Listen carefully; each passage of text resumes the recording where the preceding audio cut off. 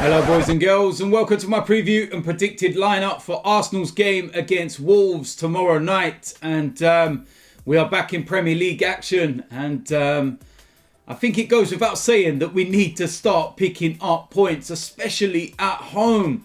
When you look at our start to the season, people will say it's not that great, and we've had some very, very difficult games, especially away from home. We've been to Anfield, we've been to the Etihad, we've been to Old Trafford, we've also played Leicester at home. We've had a very, very difficult start. But when you look at it and you look at how close the table is and that we're not a million miles away from, the teams that are above us, we've got to start picking up the points now, because it's a huge opportunity to get ourselves in the mix for the top four. Now, I know the way that we're playing at the moment, people will laugh and they'll say, Arsenal think they're getting in the top four and everything else. But the reality is, we're not a million miles away. You only have to look at Chelsea, who are sitting third in the table at the moment, and we're only 5 points behind. They're playing Spurs this weekend. So either one of them or both of them are going to be dropping points. And the fact that we're playing Wolves at home, and I'm not saying it's going to be an easy game, I'm saying that these are the kind of games where you need to be taking advantage. You need to be picking up 3 points. It's as simple as that.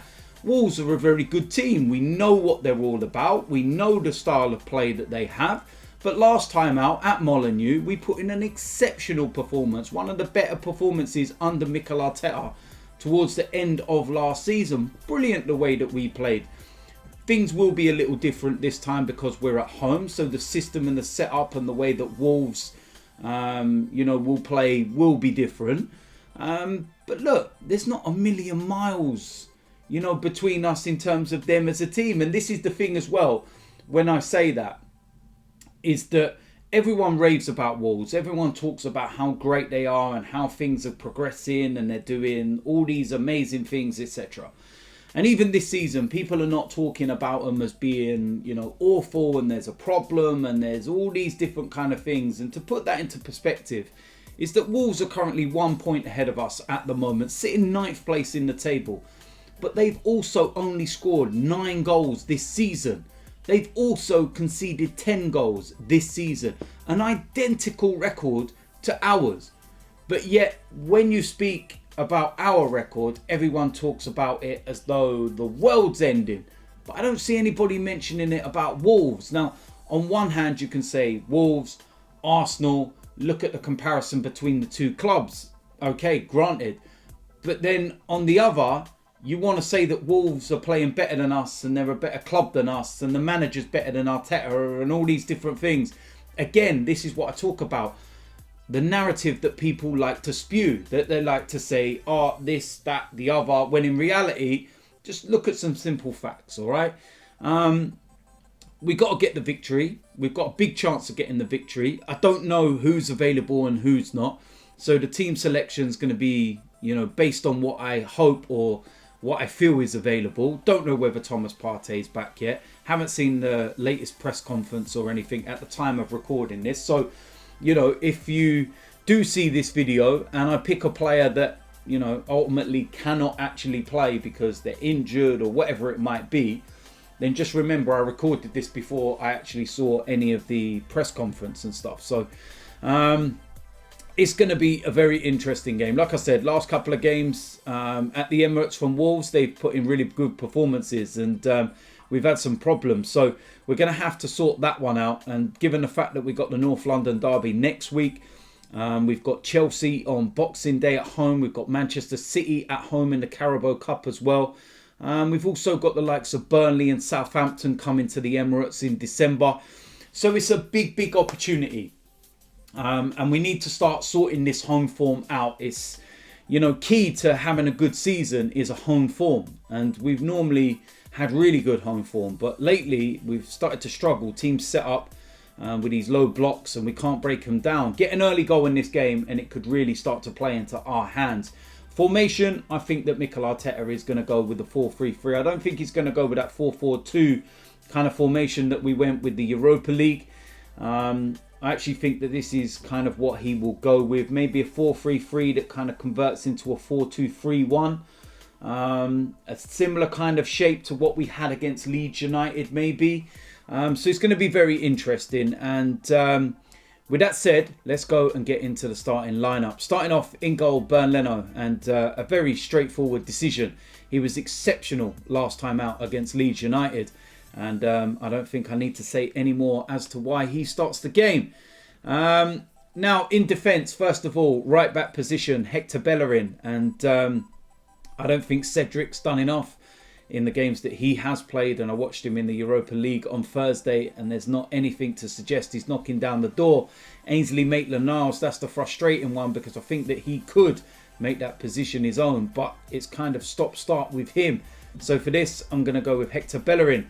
Now, the left back position, I'm going to go with Tierney. Pretty straightforward decision. And I'd like to see him get forward, and I'd like to see him create certain things with those crosses that are normally good. I felt that he was a little off last week against Leeds in terms of his delivery, but we all know what he can do. Tierney, no problem at all. Now, the centre-backs, first of all, on the right of the two, I'm going to go with Rob Holding, and I think that this is kind of needs must at the moment. It's kind of what we've got. And David Luiz came off with an injury, so I don't actually know if he's available, but he hasn't been getting selected for the Premier League games anyway.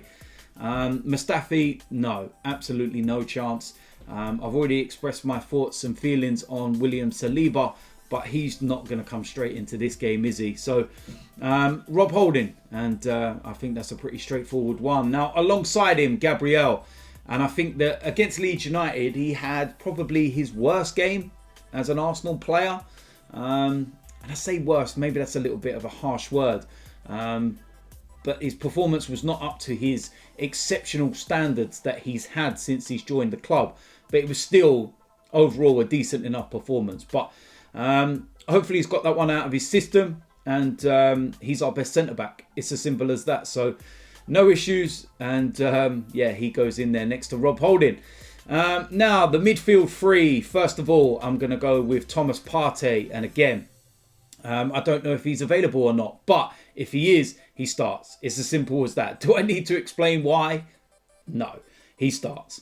Alongside him, I'm going to go with Granit Xhaka, and again, there was kind of a decision between him and Mohamed Elneny, but I don't know whether Mohamed Elneny is available and whether he has tested negative, because he was positive for coronavirus. He has kind of got past that 10-day period now.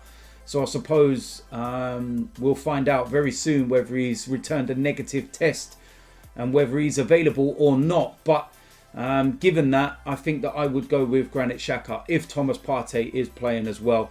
I think those two could complement each other absolutely fine. So that's what I'm going to go with. Now, the next player, I'm going to go with Dani Ceballos, and it was between him and Joe Willock. And I'm going to go with the bit of experience in Dani Ceballos, and I feel that if he could get a more advanced role, if Partey and Xhaka were playing, it would give him that license to be more advanced. Joe Willock kind of flattered to deceive against Leeds United, especially in the first half. Unfortunate that he was the player that had to make way when Pepe was sent off. Had a decent performance in the Europa League, but we need a big performance, and Dani Ceballos has delivered in big games in the Premier League, so I would go with that experience for that simple reason. Now, in the attacking three, of course, no Nicola Pepe because he is suspended. Willian is 50-50, but even if he was 100%, I would not be starting him.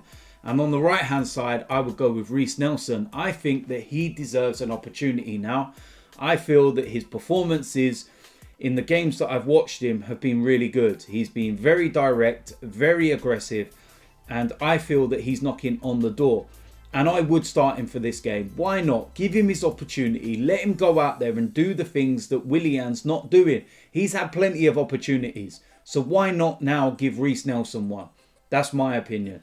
Now, on the left of that three, I'm going to go with Saka. And we know he's going to be available for this game because it was mentioned before we even played the Europa League game. He was rested for that one.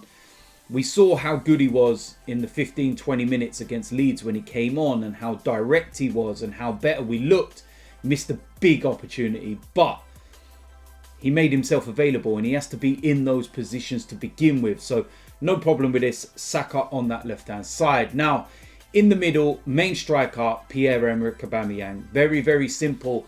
And we've got to create chances with him. There's no point having Aubameyang playing down the middle, playing left, playing right, playing wherever, if you're not going to create chances. I feel that with Saka on one side and Reiss Nelson on the other, we could and can create the chances that Aubameyang craves. He needs to start scoring. This is the first time in probably around about 6 years or so that Aubameyang's having a bit of a goal drought. And he needs to get through this and come out the other side. I've got absolutely all the faith in the world in him that he can and will do that. And yeah, straight down the middle for me. And it's pretty straightforward. So there we go. That is it for my preview and my predicted lineup. As usual, let me know in the comment section what you think about that lineup. Do you agree or disagree? If you disagree with the formation, what would you go with? If you disagree with the personnel, who would you bring in and who would you bring out? And during the course of the day, I will, go into the comment section and, interact and have some discussions with a few of you as to what we believe is right and wrong. That's what football's all about. It's based on opinions.